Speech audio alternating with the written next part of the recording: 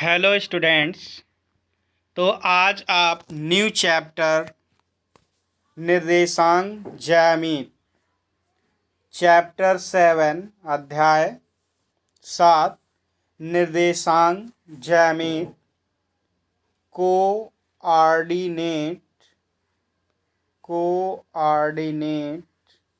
Geometry.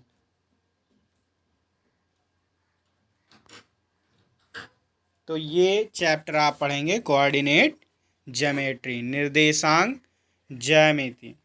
तो इसकी कुछ मुख्य अवधारणाएं हैं, मुख्य अवधारणाएं और परिणाम।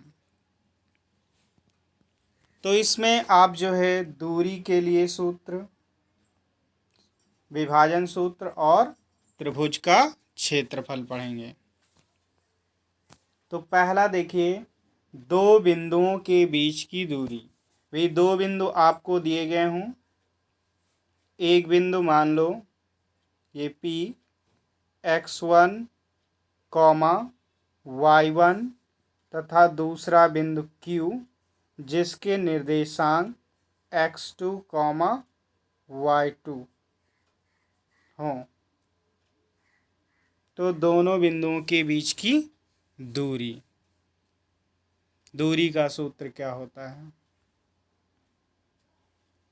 दो बिंदुओं के बीच की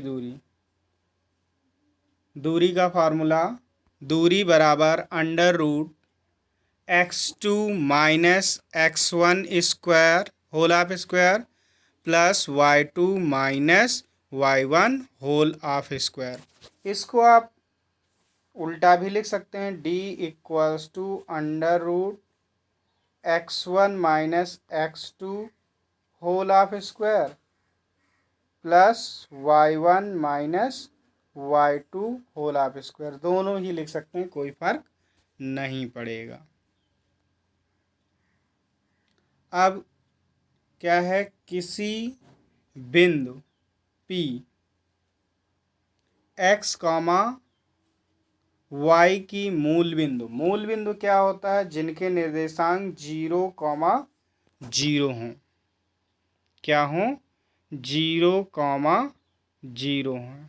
से दूरी क्या होती है? Under root x square plus y square. जो x की वैल्यू होगी, P सपोज कर लो x, y है, तो दूरी हो जाएगी under root x square plus y square.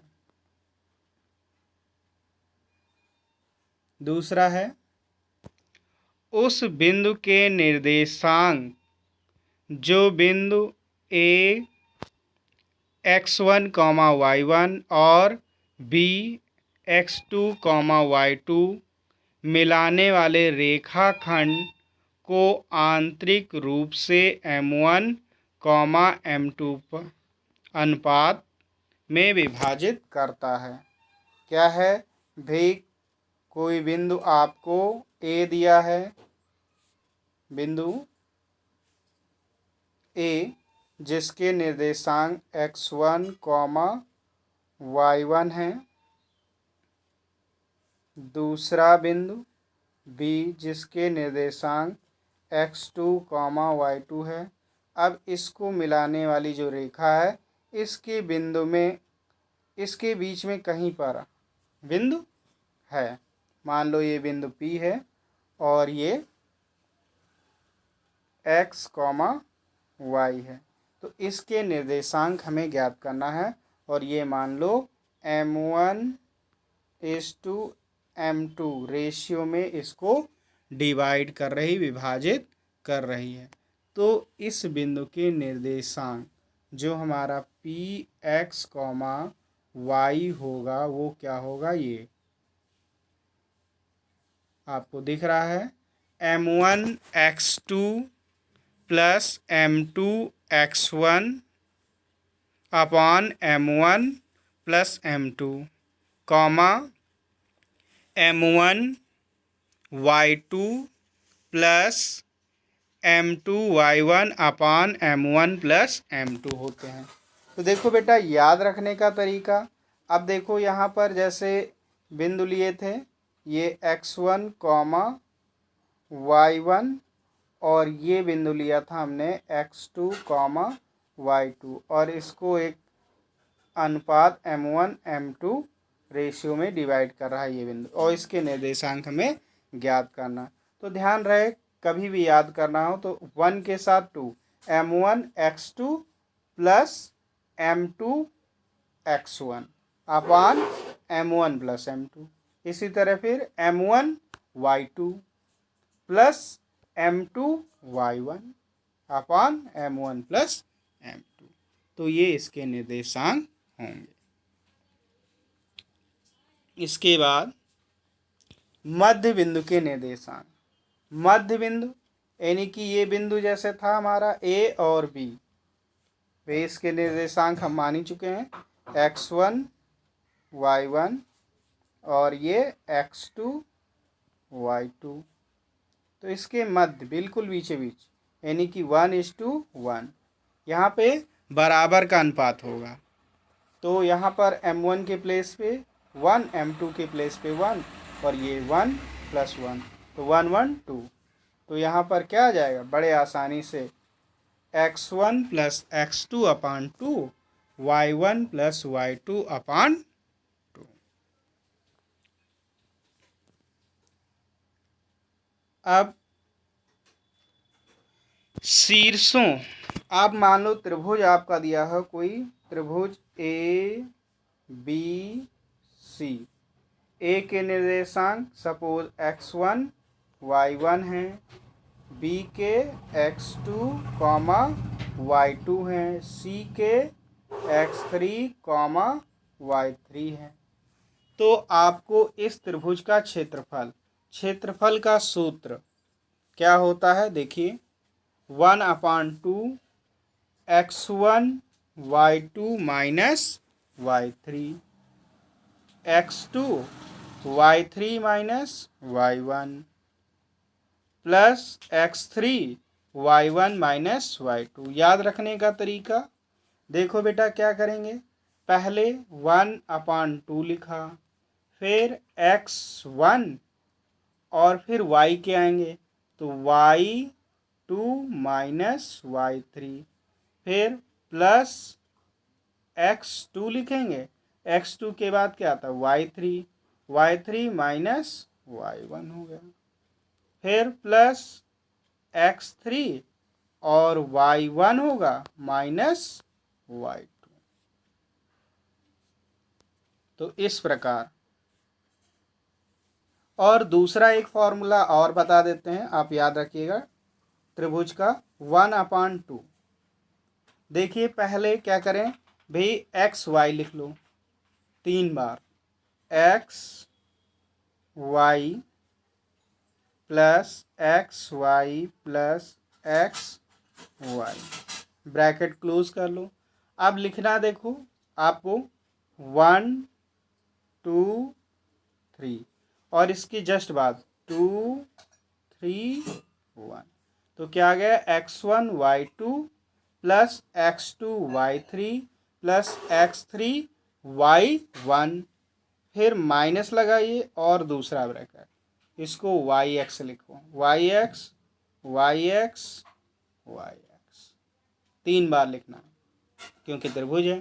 फिर 1 2 3, यहाँ पर 2 3 1।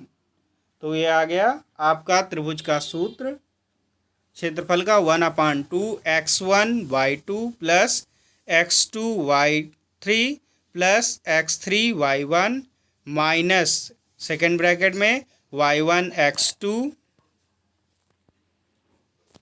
क्या आ गया y1 भाई y1 x2 वो मिटा हुआ part, y1 x2 y2 x3 और y3 x1। तो ये याद रखने का। ये फार्मूला जो मैंने दूसरा वाला बताया वो कोई भी हो, त्रिभुज हो, चतुर्भुज हो, पंचभुज हो, अष्टभुज हो, सबके लिए लागू होगा। देखिए जैसे यहाँ पर मान लो चतुर्भुज होता, उसका क्षेत्रफल ए बी सी डी, ये मान लो x1 कॉमा y1, ये x2 कॉमा y2, यहाँ x3 कॉमा y3, यहाँ x4 कॉमा y4, ऐसा होता। तो हमें इसका क्षेत्रफल ज्ञात करना, सीधे डेल्टा वाला लगाते, फिर 1/2 बाहर। अब क्या करना है, 4 हैं तो 4 बार एक्स वाई लिखो, x Y plus x Y plus x Y plus x y. अब फिर वही काम करना है बेटा, 1 2 3 4, यहाँ 2 3 4 फिर 1, फिर क्या करेंगे माइनस और दूसरा bracket y x plus y x plus y x plus y x, यहाँ 1 2 3 4 और यहाँ 2 3 4 और 1।